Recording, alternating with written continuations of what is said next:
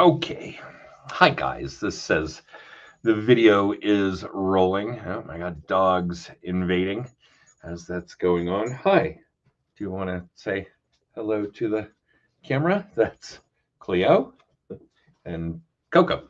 In any case, but I digress. Back to the lecture at hand. If you're seeing this video, we're doing it through a distribution platform that is unique for our clients. So thank you for being one of our clients. I can't express that gratitude verbally in any manner that would bring it justice. So hopefully you guys get some value out of what we give back to our clients, including this particular video series on homeowner tips. Now, I've actually been a Colorado homeowner for about a quarter of a century. That's about half my life for those of you keeping count. And this time of year is really strange when it comes to what we're doing outdoors and what we're doing with the weather and how we're balancing those things. And first and foremost, you guys probably all know that the traditional safe time to plant, if we're going to do flowers, if we're going to fire up sprinklers, whatever it is Mother's Day.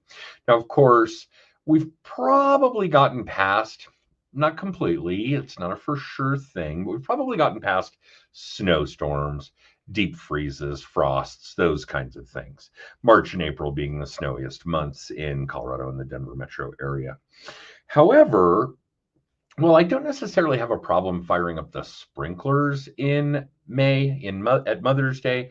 Planting has always kind of been hit and miss.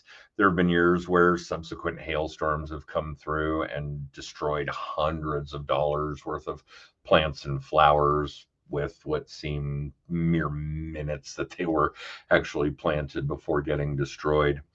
The thing about the sprinklers, however, is that I did finally break down year before last, I think, and buy my own relatively cheap compressor and had watched the sprinkler guys blow them out enough over the years to figure out how to do it, what valves need to be open, which ones need to be closed, those kinds of things in order to get the water out of the subterranean lines so that they don't freeze and do damage to the plastic lines that could be brutal to have to repair in the next watering season.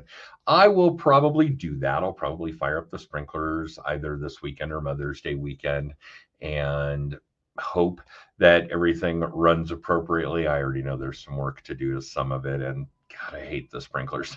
But we will keep on keeping on with that system because we like for the grass to be green and for the trees to get the water that they need, that sort of thing. So I would say Mother's Day is still that target, but do be prepared that if you have already fired up your sprinklers, there's a chance you might want to shut it down, maybe drain it.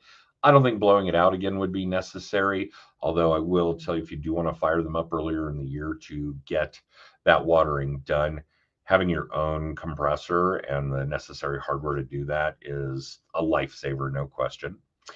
And as far as planting things that you expect to thrive through the remainder of the spring and summer, it's hit or miss. As long as you guys are in a position where you know you could get it under cover, get it inside, get it protected. If we're going to have our usual afternoon monsoon type of weather, then great. If not, maybe hold off for a little while. And if you have questions about that, you can ask either of my brown thumbs. And if you want good information, we should probably stick to you guys asking me questions about real estate finance, mortgages, those sorts of things. All right, so that's the homeowner tip for this time around. Just a couple of things that I tend to focus on, pay attention to. And don't get me wrong, I digress. It's been so dry. Things do need water. Please do pay attention to that. The trees, the grasses, the bushes, the shrubs, those things do need water. It's just a matter of how we're delivering it in coordination with Mother Nature. So that's it this time around. Thank you again for your patronage. We certainly do appreciate it. And if you need anything, don't hesitate to let us know. And we will see you guys next time with another homeowner's tip.